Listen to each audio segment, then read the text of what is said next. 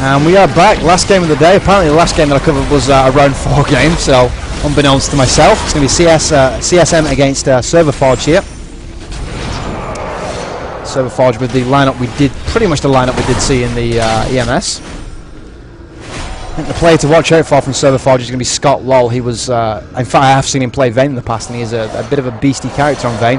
And they do have a Baron here, so 16-6, looking at this is going to be a crushing. True Shot Barrage is going to be completely ineffectual. Let's see this inner tower taken.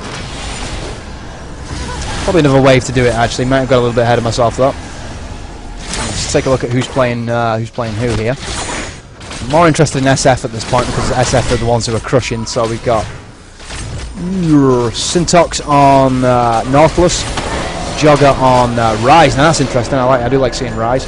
Promber playing Trundle. Trundle seems to be more and more played in the European scene these days. We do have Fresh in though, so that's nice to see. And of course Scott Lol on Vayne, who for my money is the player to watch here on this Serverforge team.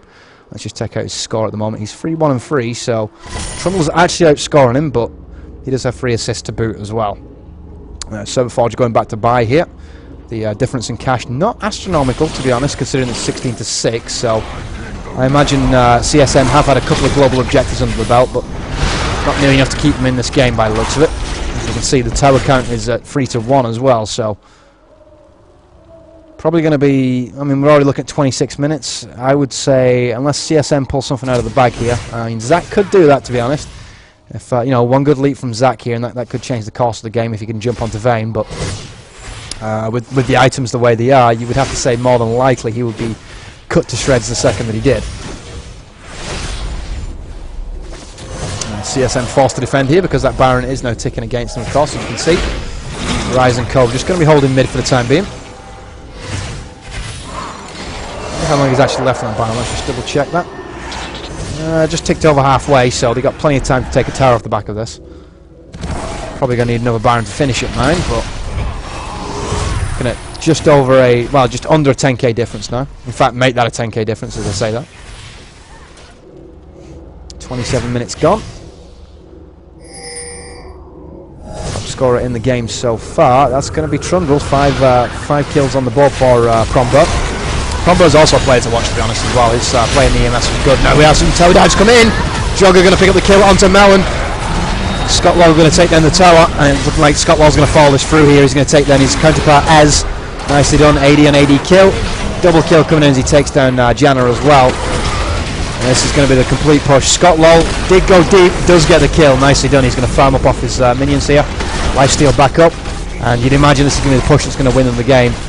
Only Spara Draper to find now, and that will be the team ace, of course. You're looking at 20 seconds before you do see any kind of semblance of resistance, so Trundle's going to push and tank, and it's going to be the Nexus Towers falling. They might not get the Nexus off the back of this, but they're going to come damn close. In fact, they should very well do. We've still got 17 seconds for Zach here, so yeah. That's going to be GG, and that's going to be the end of the coverage for tonight's Black Monster Cup, of course. We are going to have plenty more coverage coming your way. Congratulations to Serverforge and all the teams that have made it through. What we're going to do is basically we're going to break it down with just a scoreboard before we go. So if you just bear with me 2 seconds.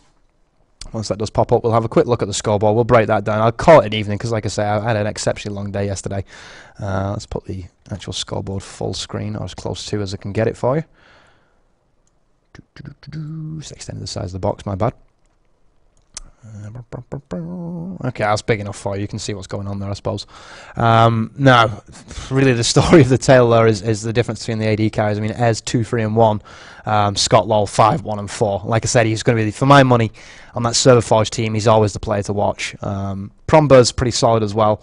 Mountain, he's not particularly bad. I mean, he's a good support. We did see him in the EMS pull off some exceptional. In fact, he got to play Fresh in the EMS a couple of times as well. I was quite impressed with his Fresh play. So he had 12 assists. So obviously he proved a nuisance with his Lantern.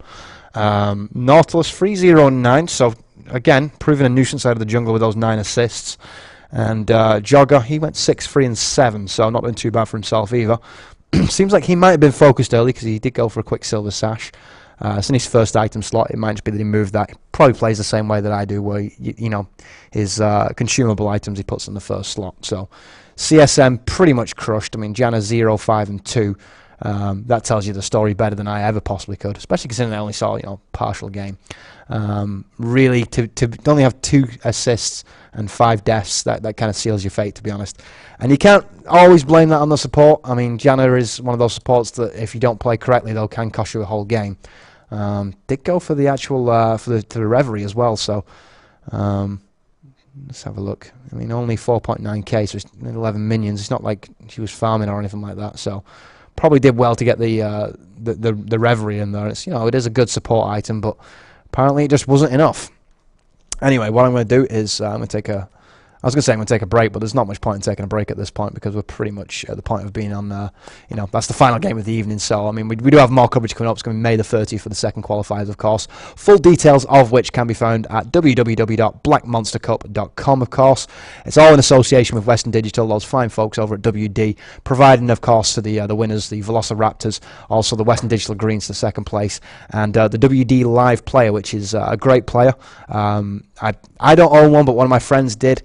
He actually sold it because he just got sick of watching TV, to be honest. He was watching far too much. But I did like using his WD, so I might very well pick one of those up for my new place in Berlin eventually. Wink, wink, you know, maybe Western Digital throw on my way. So anyway, I've been Jay Atkins for Interlol. It's been my pleasure to bring you coverage of the Black Monster Cup. Keep it tuned because we are going to have a little bit of music afterwards. I'm going to play you guys some music because I did have a few messages, you know, complimenting my taste in music and such. So whilst I pack everything up here at work, I'm going to break down my laptop and all that kind of good stuff, which is in shot. My bad. And we will play some music for you guys, and eventually I will have a playlist set up as well. I've got to get around to all that kind of stuff. Obviously, the adjustment to the move to Berlin has been, to say the least, a culture shock. I mean, if you follow my Twitter, you will see that I'm running Operation Siegfried, which is kind of you know, my commentary on moving over here. There's a few cultural differences, and I've had some other stuff going on as well, you know, personal wise and all that kind of good stuff. So has encumbered my coverage a little bit, but what you will see is the production value start to step up.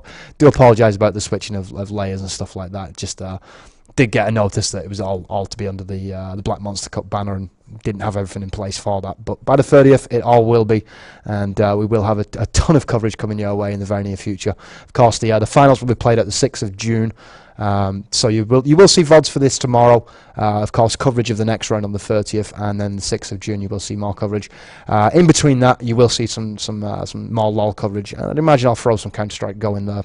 Probably you guys don't give a shit about Counter-Strike LOL, but you know, about Counter-Strike LOL. I'm mixing games now. That would be interesting. That would be a new form of MOBA, I suppose. But yeah, there'll be some Go coverage in there as well for myself, and I think I'm basically gonna haul myself out and cover anything that deserves coverage. So you will see me hopefully a lot. Like I say, if you want to follow me, it's Jason_Atkins on Twitter. The Facebook fan page.